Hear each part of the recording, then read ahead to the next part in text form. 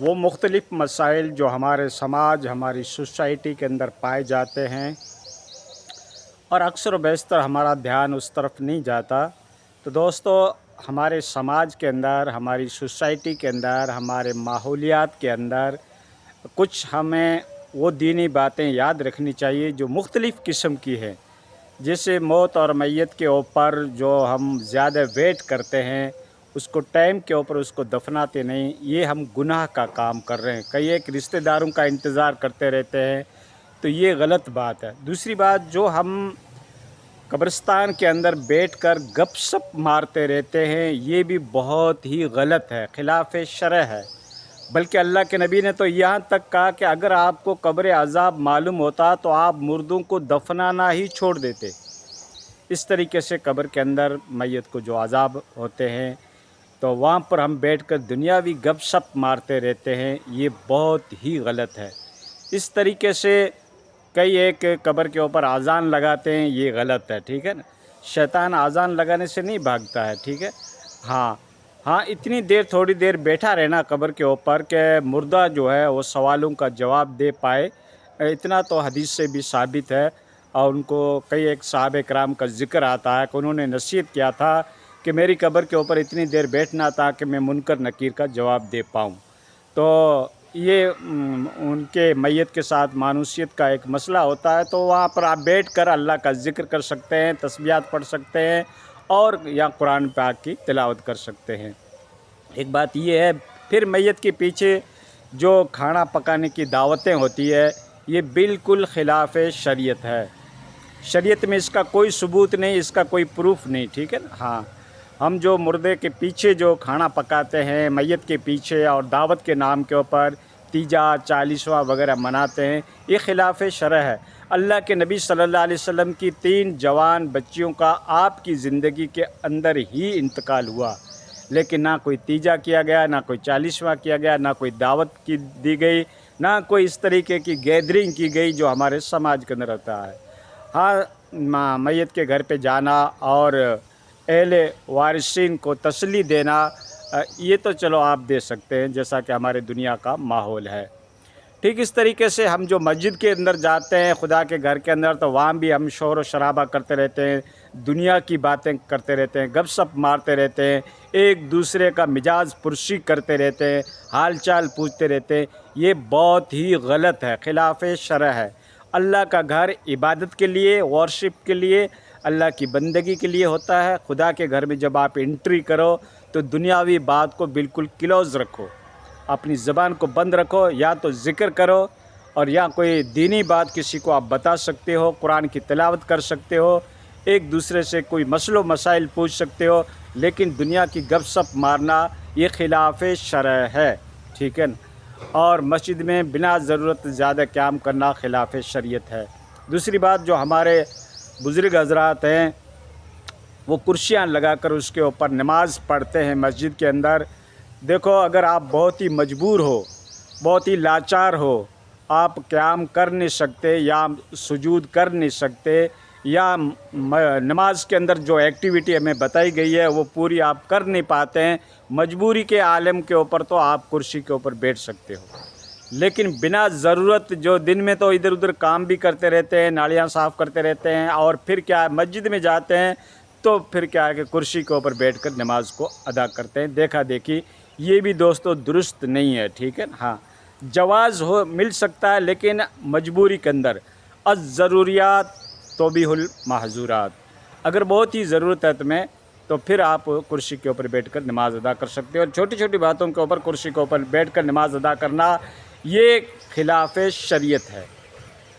دوسری بات دوستو، ہمارے سماج کے اندر کئی ایک برائیاں پائی جاتی ہے۔ شادی بیاہ کے اندر گانے بجائے جاتے ہیں، ڈی جے لایا جاتا ہے، اس طریقے سے بڑی بڑی دعوتیں ہوتی ہے، شہرت کے نام کے اوپر، پاپولرٹی کے نام کے اوپر، اپنی تشہیر کے لیے، اور کمپٹیشن ایک ہم نے بنا رکھا ہے۔ اس طریقے کا شریعت کے اندر کوئی جواز نہیں ہے۔ ہاں، آپ ولیمے کے نام کے اوپر کر سکتے ہو دعوت، اگر آپ کو اللہ نے کچھ دے رکھا ہے تو آپ کھلائیے پلائیے، پورے گاؤں کو، پوری پبلک کو کھلائیے، لیکن ایسا انیواریہ سمجھ کر یا پھر اپنی شہرت کے نام پر اس طریقے کا یہ धन दौलत का बेजा इस्तेमाल करना, इसकी शरीयत के अंदर कोई हमें इजाज़त नहीं मिलती। रहा मसला गाने बजाने का, तो छोटी बच्चियां जो है वो गाना गा सकती है और कोई गीत गा सकती है, अपनी लोकल लैंग्वेज के अंदर भी गा सकती है, लेकिन उसके अंदर कोई फाहिश कलाम नहीं होना चाहिए, कोई बेहूदे कलाम नहीं होना चाहिए, कोई इश्क व माशूक़ की बातें नहीं होनी चाहिए। इस तरीक़ा का अगर कोई कलाम है जिसमें ये चीज़ें नहीं है, तो छोटी बच्चियां, नाबालिग बच्चियां गीत गा सकती है। जैसा कि अल्लाह के नबी मदीने में आए तो छोटी बच्चियों ने दफ भी बजाया और ये गीत गाया जो अरबी के अंदर है, तलात अलैना बदरो मिन सनातिल विदाई। और इस तरीके से ईद के मौके के ऊपर अंसार बच्चियों ने दफ भी बजाया और गीत भी गाया और अल्लाह के नबी ने उसको मना नहीं किया।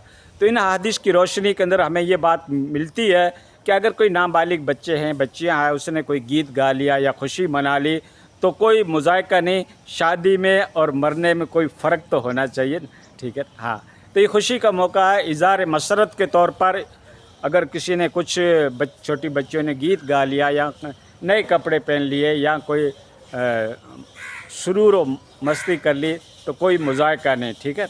बाकी जो बेहयाई के सीन होते हैं, बेहयाई की एक्टिविटी होती है शादी के नाम के ऊपर, और जो गैदरिंग होती है, मर्द व ज़न का इख्तलात होता है और उसमें कई एक चीज़ें ऐसी होती है जिसको मैं वीडियो में नहीं बता सकता दोस्तों। तो ये सब नाजायज़ फ़ेल है, हराम चीज़ें हैं। इन एक्टिविटी को क्लोज़ करना चाहिए और इन रसूमात को ख़त्म करना चाहिए, ठीक है ना। आप खुद समझदार हैं।